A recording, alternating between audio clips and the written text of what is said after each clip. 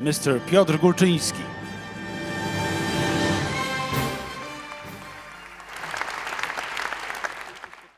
The meeting today, the summit, is organized in relation to the 30th anniversary of granting the Nobel Prize to Lech Wałęsa, Polish Solidarity in 1983, thanks to the decision of Nobel Committee, was granted with great international support. Today, celebrating the 30th anniversary of granting the Nobel Prize to the President, we want to speak about solidarity in the 21st century. Pani Hanna Gronkiewicz-Waltz, prezydent Warszawy. Mrs. Hanna Gronkiewicz-Waltz, Mayor of Warsaw. Capital of Poland, Warsaw, and its history of 100 years was called several names. Most often name is the city that was never conquered. This name characterizes our city and also summarizes its history and the events that took place in this city. Because Warsaw was fighting for freedom, never agreed to be dominated by forces.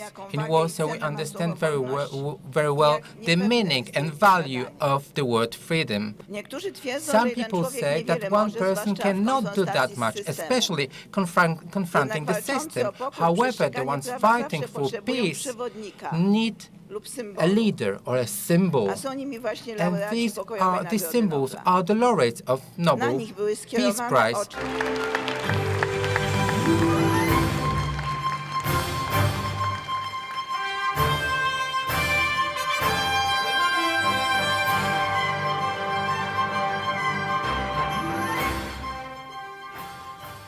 We are on a track of a perpetual war. Is this what we're offering our young people? Perpetual war and killing and proxy wars? And two, let's understand as well, whenever the governments decide there's a country they don't like and the president has to be taken down, as in Iraq, as in Libya, it's easy done now. They don't need to put boots on the ground. They only need to make a few fake videos and let us see the children dying in these countries, which tragically they are. So we all get very emotional and we say, we are moral. We have to do something here. Like the foreign minister in London. We are moral. We are British. We have to do something here. We need humanitarian intervention. Humanitarian intervention? What's humanitarian? What does the right to protect mean when you're sending in cruise missiles, warships, destroying countries, destroying their infrastructure, and bringing them down? Is that humanitarian intervention? That is just information warfare. President Lech Wałęsa. Ladies and gentlemen, President Lech Wałęsa. Prezydent Lech Wałęsa.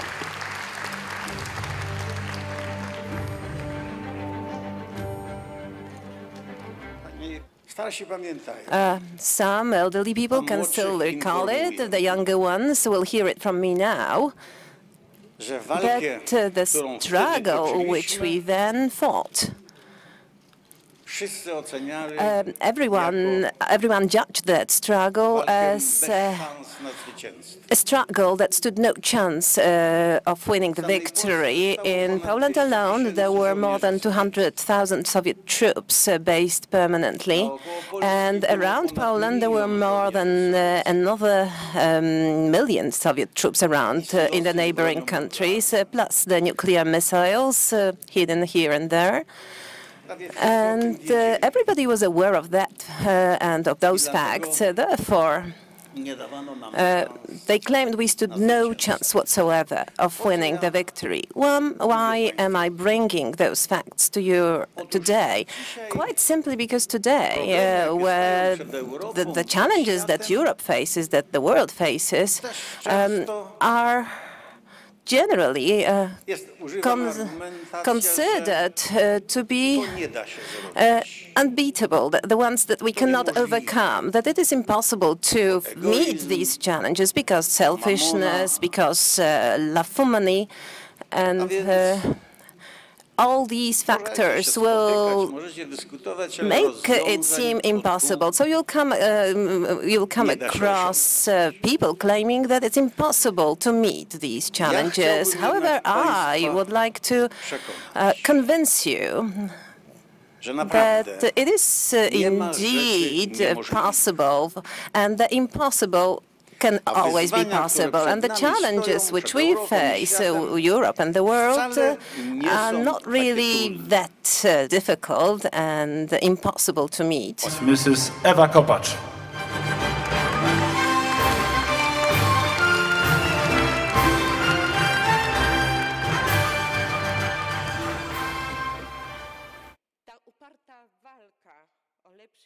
This continuous fight for a better world is also raising our trust in a better world, free from inequalities, injustice and violence. We hope that our future world will be based on intelligent moral solidarity of nations and societies.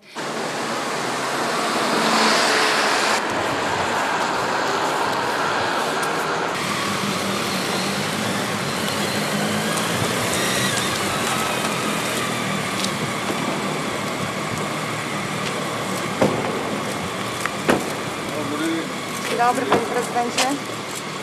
Dobry.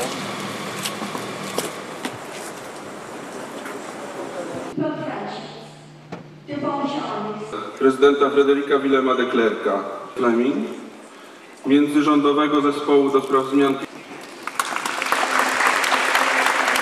Najczęściej używanym jest nieujarzmiona. As well as very clearly, we want freedom. Palestine is a key to solve every international law on the book. Trying to go back, I was lifted by the Israeli government. 1.5 million people live in a prison, literally in a prison, because some government decides that's the way it's going to be. Armed, well equipped before in 1998. We knew there were no nuclear weapons in Iraq, and yet the West and NATO humanitarian intervention, and paramilitarism.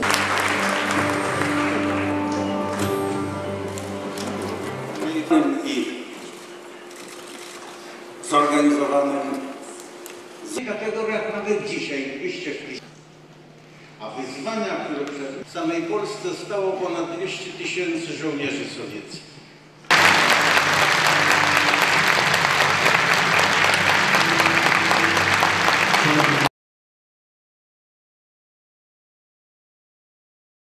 And the challenge, I think, one of the three big challenges which we face if we talk about peace and security.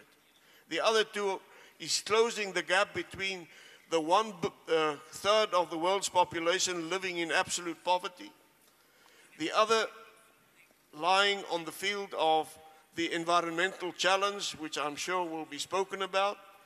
And the third one is, how do you manage and accommodate diversity? How do you make minorities feel accommodated, that their concerns are being listened to and are getting attention? How do you make them feel that they are appreciated as building blocks of the greater whole? And how do you make them feel that they are not being marginalized? I think we have achieved that in South Africa with our constitution. And I think that the problems which we experience at the moment are of a temporary nature. I think we're moving towards a realignment of political forces in South Africa, and I see the glass as half full and definitely not as half empty. If the Libyan leader Gaddafi had listened to his people, and if he had given up power, do you think there would still have been a war in Libya?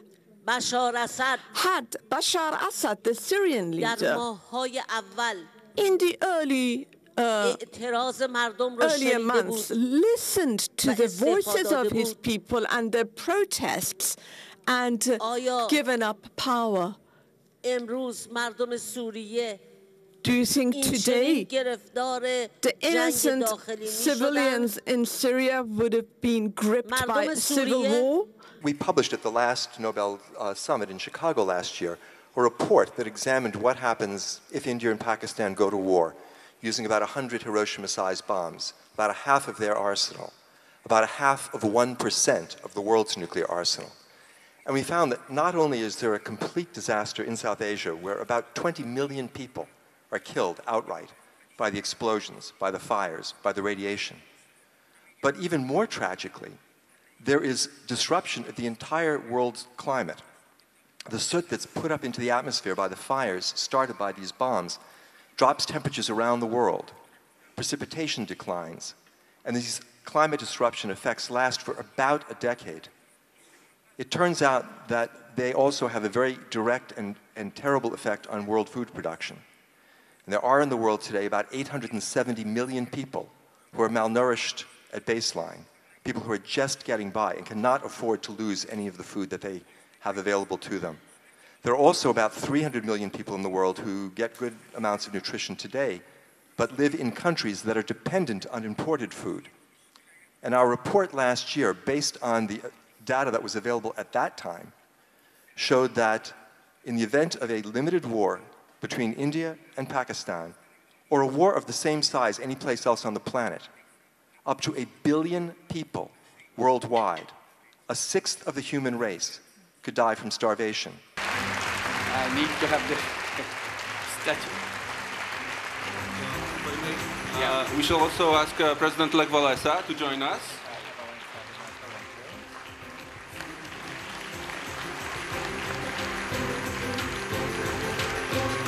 It's like the idea of Jerzy Owsiak. So the great, wonderful plan, very strong in the globe. Thank you very much for this.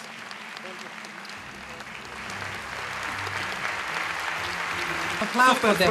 It's great that they came here. It's really good. Thank you so much for Miss Sharon Stone also, that I have invited to Woodstock concert. I think it's a great idea because this is the place for people with vision, for people that are thinking about doing something, changing the world.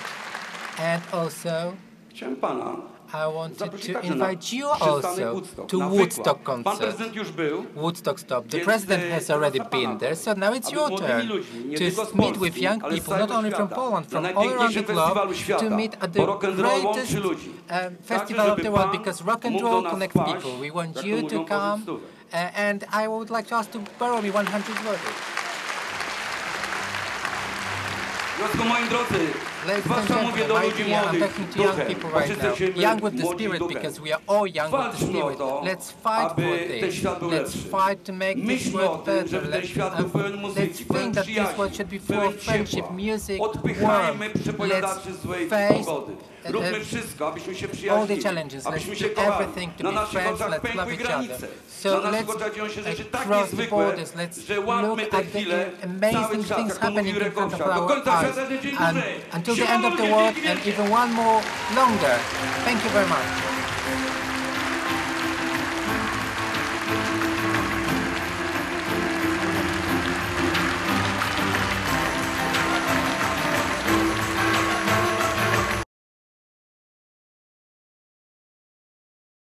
Not by military intervention and war, but by supporting the Syrian people in their non-violent movement to solve their problem. Same with Iran, same with North Korea. Go anywhere in the world, you have human beings who are struggling to solve their problems without killing each other. That's why when I hear when Mairead, the Nobel laureate, and other Nobel laureates say, I do think that they are all wonderful words, but how to go about it? It's not enough for us to be right, to say things that are right at one conference. These things have to be implemented. Who will be the detonator to move it in motion, to get it in motion? Who will make all these people, just follow in that direction and will change the face of the world? maybe the Nobel laureates. Maybe we are not active enough. We're not strongly active. Maybe perhaps religious leaders should be doing it, just as it happened in the case of Poland and in this part of the world. Certainly there must be some solution around for Syria and Korea. For the moment, we haven't simply found it. Actually, the whole work that I began was out of very difficult circumstances in which I was placed. It was an act of desperation. I was not looking where is the government, who is where is the academics, where are the administrators, and so on. It was a desperate situation because Bangladesh was going through a famine at that time. This is right after Bangladesh became an independent country out of a terrible war. Millions of people lost their lives and devastation all over the country. And it is kind of followed by famine in 1974. So there I was teaching economics in one of the universities in Bangladesh. I was very proud of those elegant theories that I teach in the classroom. I was a new young teacher coming back from the USA where I was teaching. Then I see this famine raging all over the country. And you feel useless as a human being, that you cannot be of any service to anybody. Your theories don't help you in any way. So it is the frustrations with those theories which led me to do this, and the desperation of the situation which existed just outside of your classroom which pushed me. And my ambition was at that time that if I can make myself useful for one person, even for a day, I thought my day is well spent on that particular day. So I would go around in the village to see if I can do something for somebody. So I was not looking who else is doing what. It was more of me doing that. I did a lot of little things. And one thing that struck me, the loan sharking in the village, started with the one bamboo stool maker who was explaining how loan sharks can grab everything she makes. And it looked so ugly, so I kept looking at others, and I saw loan sharking in every place. And you feel helpless. This goes on, you can't do a thing. And it's not only a village problem, it's a national problem, it's a global problem, and you are so small to change anything. I think what I learned as I was listening to the three laureates was in order to be able to grasp these crises, these tragedies, it's important to break them down to the fate of an individual or a family. And as I was thinking about what to say, I remembered the fate of a nearly 40-year-old woman, Fatma, from a village just outside, in the center, sorry, in the heart of Darfur, a woman that was married or is married, 7 children. Her home was attacked one morning. She fled with the 7 children. She doesn't know where her husband is. She doesn't know whether he's still alive. She doesn't know where her mother is. She fled to a camp on the border to Chad and is in distress about the fate of her relatives and at the same time challenged by bringing up those 7 children. I'm saying that because only when we can break down these crises to the fate of one person or one family do we understand the dimension and what it means to the individuals involved, and also to the importance that the laureates play and individuals who live a public life and have made such an important contribution. Only with their help can we keep those tragedies on the front pages of the news, and sadly it requires the front pages of the news to attend to those crises.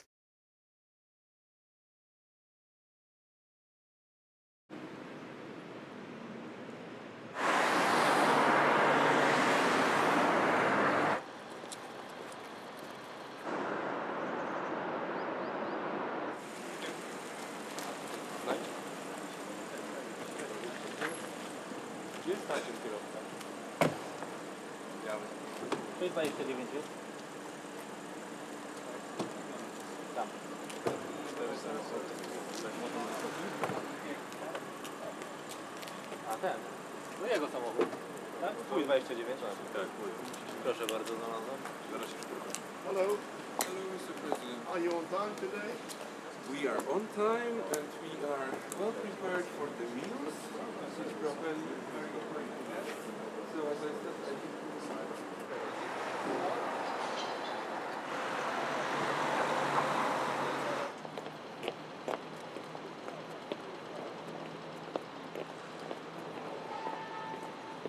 So why don't we go for big, bold one? We want to create a world in a completely different way than we have. In a world where there will be no poor person at all, not a single poor person. It's possible. It looked impossible today, but we have achieved Millennium Development Goals. Bangladesh today have achieved Millennium Development Goal #1, to reduce poverty by half by 2015. And instead of 15, we have done it in 2013. In the middle of 2013.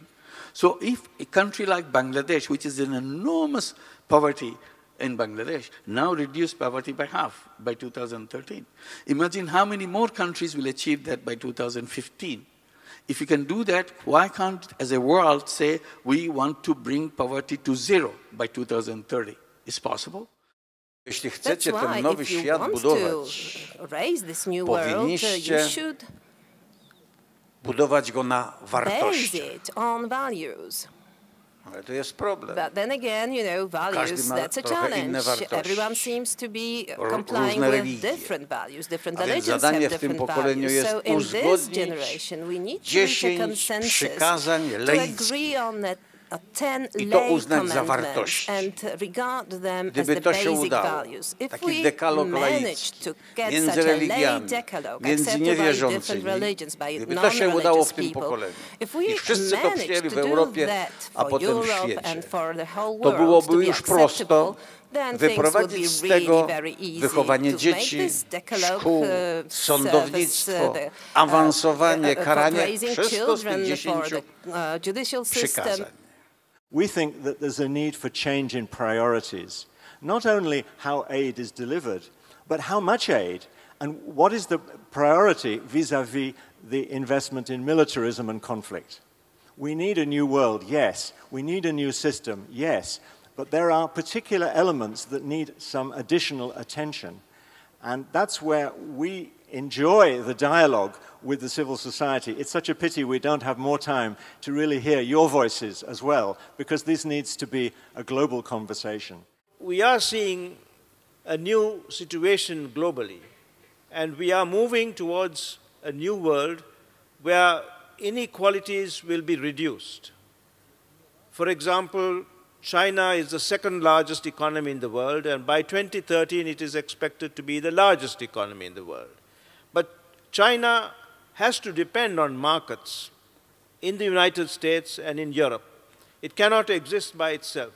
So there is an increasing knowledge as the global South grows of the dependence on the North as well. And that is where interdependence comes in. If we want security in our lives, if we want to see a planet at peace, then we have to see that our first concern needs to be for others. That our children will be safe when others feel safe and secure. We have to develop a sense of how we can be part of a world in which we have cooperative security, shared security, security in which we reach out to take care of each other. And I think that responsibility belongs to every one of us. We are more complete as human beings, and we can do our work better when we understand the diversity that is out there and we listen to all of those voices. And the problem is not that the voices are not loud enough. The problem is that we do not choose to hear. Nie wydyskutujemy, dopóki nie zachęcimy, dopóki nie będziemy brać udziału.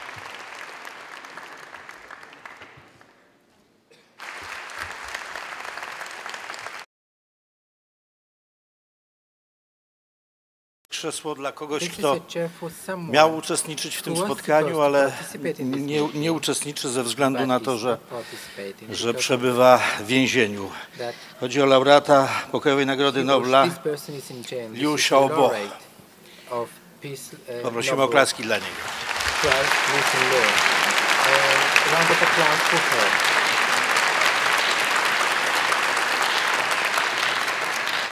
Syria is just the latest where we have seen the world completely fail to react sufficiently, but you could almost say fail to react at all to the criminal acts that have happened there. We saw much too little reaction in Rwanda in 1994. We saw much too little reaction at the beginning of the problems of Darfur in Sudan in 2004 and in the years after that. And now in Syria, if the world had reacted, and President Wałęsa talked to the important role of the Security Council for global governments, but the Security Council has failed fundamentally in the past few years. If the Security Council had reacted in the way that was needed in the last couple of years, we would not be in such a bad situation as we are today in Syria. And I think that the example of Syria, the terrible suffering of the people of Syria, both inside Syria, but also those who are now forced out, millions who have been driven from their homes and what they face. I think that if the world were to confront that more properly, then we could be in a much better place.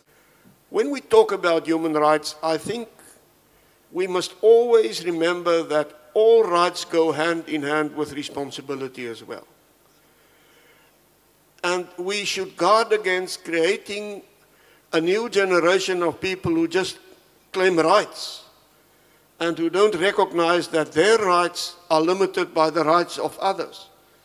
And that therefore there is a common responsibility as there is the concept of human rights, there's also the concept of civil society and civic society, caring for others and recognizing the rights of others and not only claiming their own rights.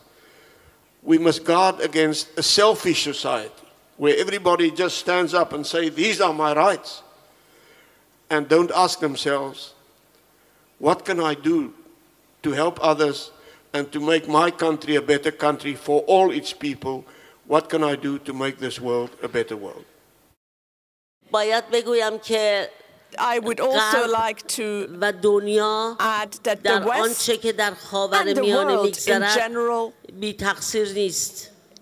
is not totally innocent of what is happening in the Middle East. For many years, multinational companies of Europe and the United States in order to they plundered the natural resources of the people in these countries by colluding with the despotic regimes. For many years, Europeans had very close relationships and business links with these despotic regimes. Do you remember the former Libyan leader Gaddafi, whenever he came to Europe? Do you remember how he was welcomed in Europe?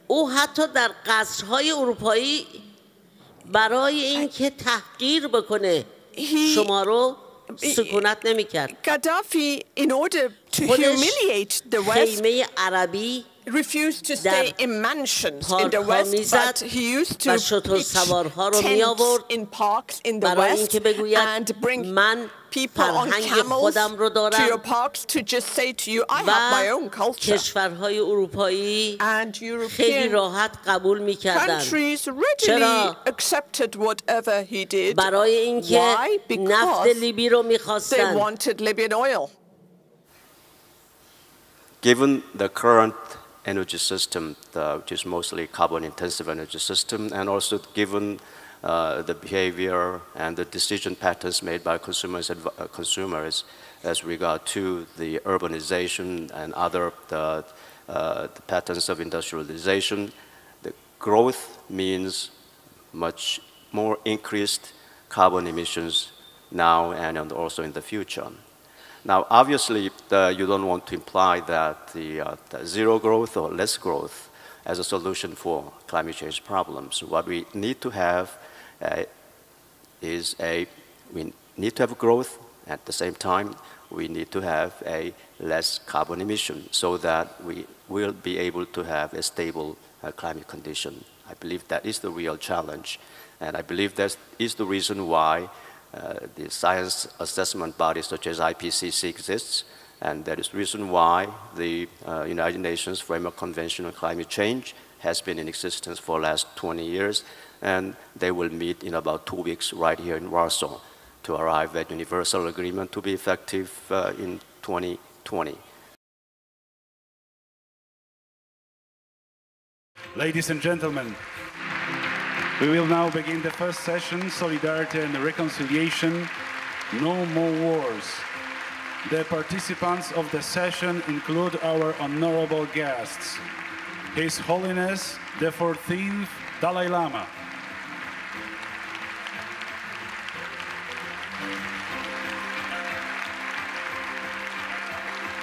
human beings' way of thinking, I think, much changed.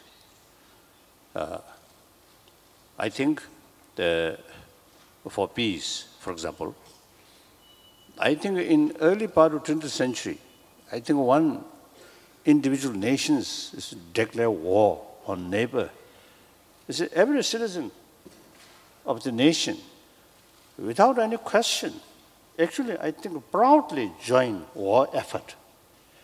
I think that kind of sort of mental attitude is completely changed. The later part of 20th century, for example, just before Iraq crisis, I think millions of people come out against the war, against the violence.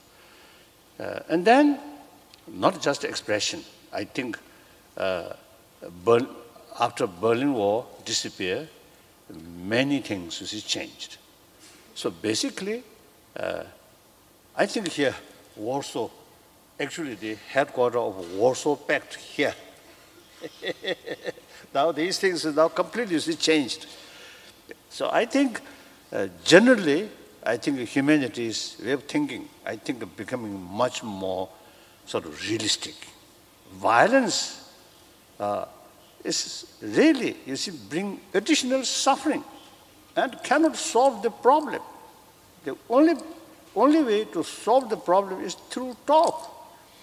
Change others' mind, others' emotion. Violence simply is to control others' physical. Increase negative feeling even sort of stronger. So therefore, I think the desire for peace, I think much increased. Then, I think like some time back, you see tsunami sort of, what's it, natural disaster. I think response from the rest of the world, I think very, very strong.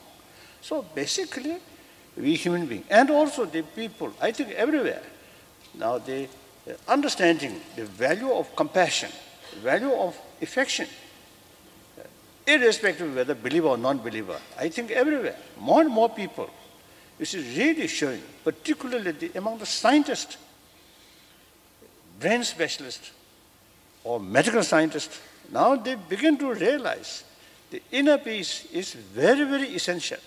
We are learning lessons, and having been in Syria and seen the tragedy of Syria, there is a solution to Syria. The Syrian people can solve their own problems. So let's give them space to do that, and time, and there will be a good peace process and solution to Syria. I've been there, I've seen the people in Syria. So we've got to believe in the power of people to, through loving action and political organisation, to bring about real change from the grassroots upwards. So I've been to Kabul, I have been to the Congo, I've been to these countries, and I've seen the people that you don't see on your television screen. You only see the bombs, the bullets, and the war, but passionately believe that on the ground there are the people who are working for non-violent solutions. Do you think that we as a world, in a better shape than 25 years ago or in a worse condition? We have more refugees in this world today than we've had in 2 decades. There are more refugees in this world than there are people in Poland. There are 38 million people in Poland, and there are 45 million people who are displaced from their homes, either living externally in other countries or internally as internally displaced people. So the answer to your question is, I'm afraid, no. But I believe there is much we, the people in this room, people who believe in humanity, can do to help these people, to stop these wars, and until the wars are stopped, to help the victims and the vulnerable, the most vulnerable people on earth who are refugees.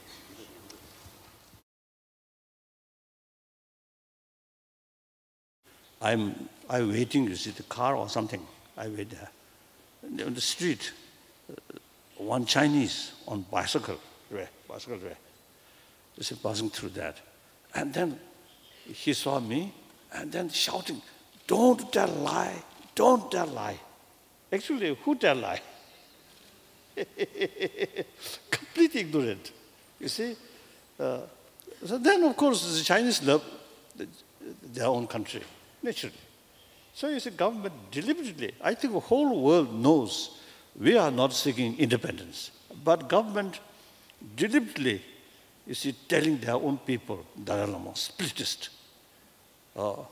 So they deliberately, you see, create that kind of sort of impression among their own people.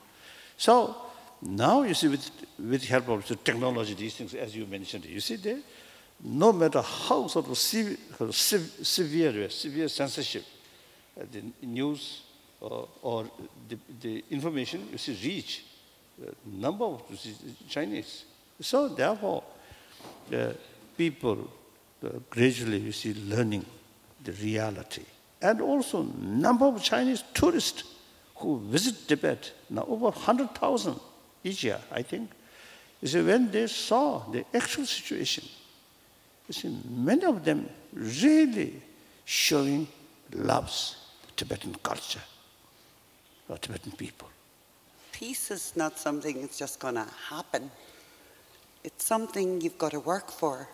I mean, our world did not get into the horrible situation that it's in without a lot of hard work from those who are militaristic and those who reject peace, really, or those who are stupid enough to say what is said all the time: if we are armed sufficiently, no one will attack us. This is so untrue. It's a fallacy.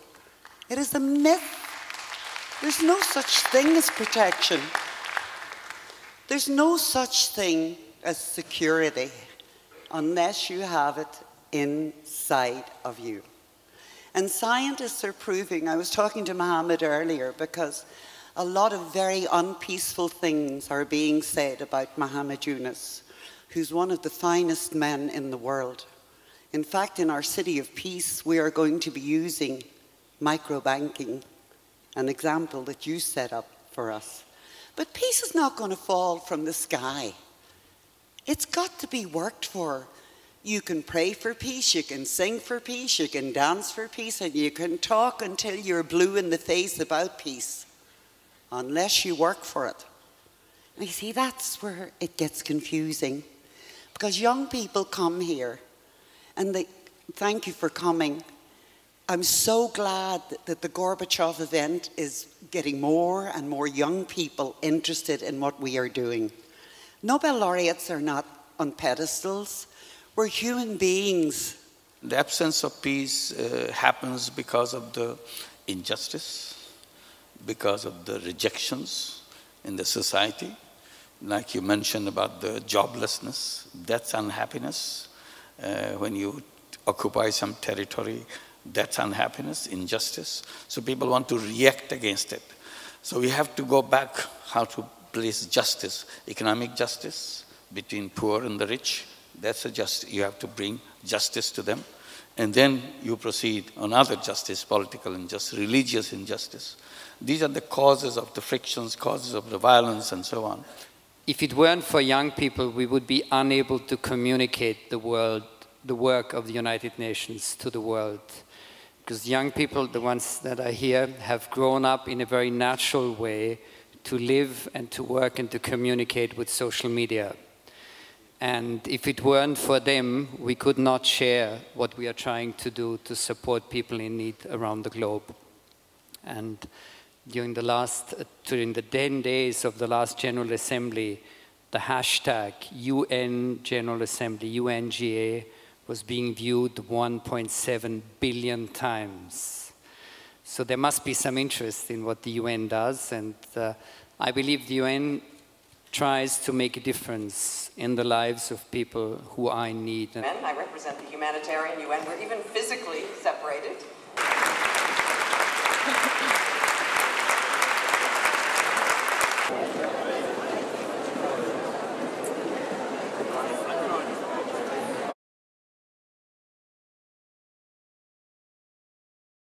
We're going to spend the afternoon with a group of talented minds, talented people, talking about how to make the world a better place.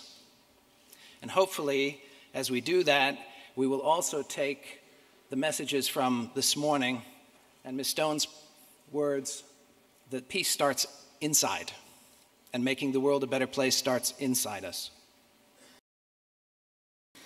Ludzi dobrej woli jest więcej niż myślimy. Warto ich naśladować i warto też pomnażać zasiane przez nich ziarno. Nie zawsze to się dzieje na wielką skalę międzynarodową, czasami także na skalę lokalną. Ludzie chcą udzielać się dla dobra wspólnego. Widzimy to właśnie w Warszawie. Mieszkańcy zainteresowani są bardzo życiem swojego miasta. Chcą mieć wpływ na jego rozwój. Cieszy nas to zaangażowanie i aktywność, jak umiemy najlepiej, czasami może nieporadnie, staramy się to wykorzystać.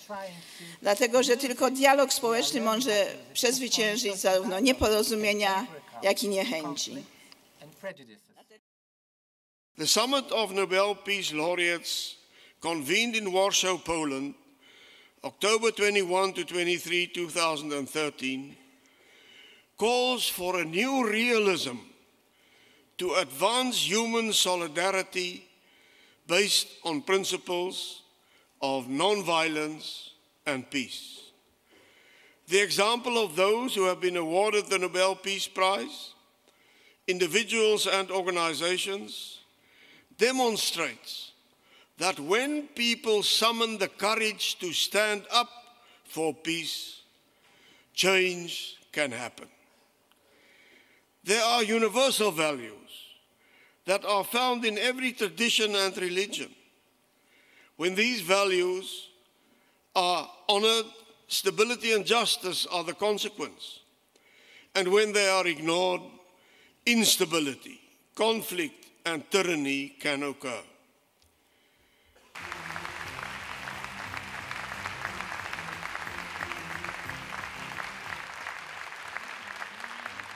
Bardzo dziękuję, panie prezydencie. Prawie we wszystkich spotkaniach wcześniejszych uczestniczyłem. Każde to spotkanie było trochę inne, ale warszawskie spotkanie chyba zaskoczyło wszystkich i mnie też. Po pierwsze, było najwięcej noblistów.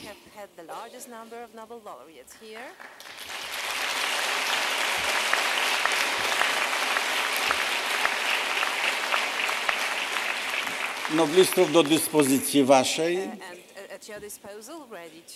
a po drugie miało największą oglądalność bezpośrednią i pośrednią. Szczególnie dużo młodzieży uczestniczyło w tych spotkaniach. To jest budujące i to musi przynieść efekty. The city of Cape Town is delighted and indeed honored to have been selected as the host city for the 14th World Summit of Nobel Peace Laureates next year. We have big shoes to fill following the phenomenal success of this year's summit here in Warsaw, which the organizers have to be commended for. As the city of Cape Town, we are ready for the exciting challenge that awaits us and have already started the preparations. South Africa is home to 4 Nobel Peace Prize laureates, 3 of whom are still living. The first was awarded to Chief Albert Luthuli, the former president of the African National Congress, in 1960. You may say I'm a dreamer, but I'm not the only one. I hope someday you'll join us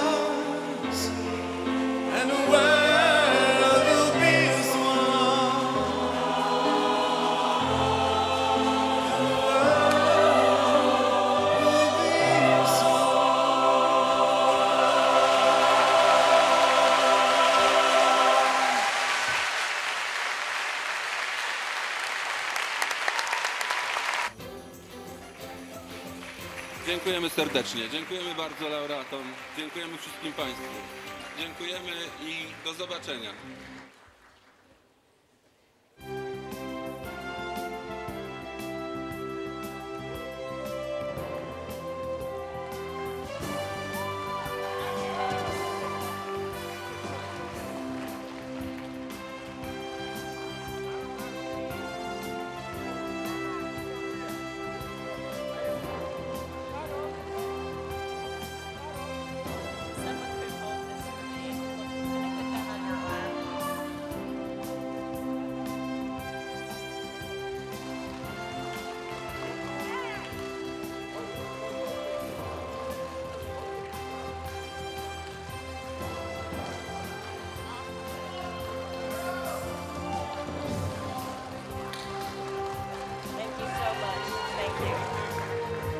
Appreciate that.